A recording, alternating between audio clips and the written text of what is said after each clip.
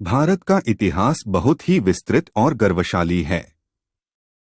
यह देश एक ऐसा स्थान है जहां विभिन्न सभ्यताओं, संस्कृतियों और धर्मों का मिश्रण मिलता है।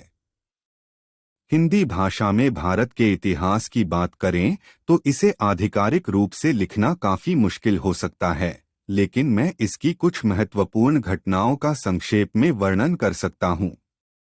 वैदिक काल 1500 ईसा पूर्व 600 ईसा वैदिक काल भारतीय इतिहास की प्रारंभिक अवधि है।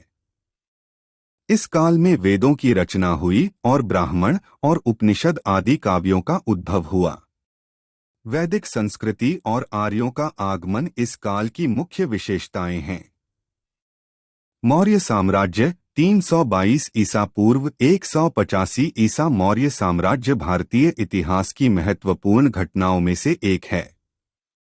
चंद्रगुप्त मौर्य ने साम्राज्य की स्थापना की और अशोक महान के समय में यह साम्राज्य अपने शिखर पर था।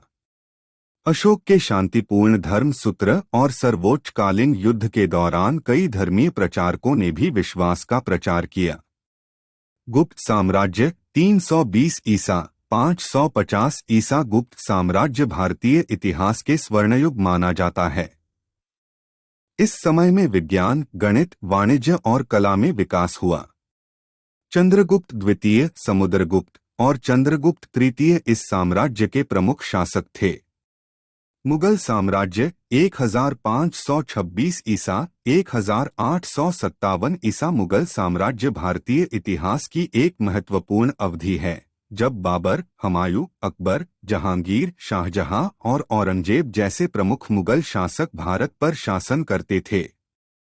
इस समय में मुगल साम्राज्य की शानदार कला और संस्कृति का विकास हुआ। ताजमहल, फतेहपुर सीकरी और रेड फोर्ट जैसी महत्वपूर्ण स्मारक इसी युग के प्रमुख उदाहरण हैं। स्वतंत्रता संग्राम 1857 ईसा 1947 ईसा यह अवधि भारत की आज़ादी के लिए लड़े गए स्वतंत्रता सेनानियों की लड़ाई की जाती है।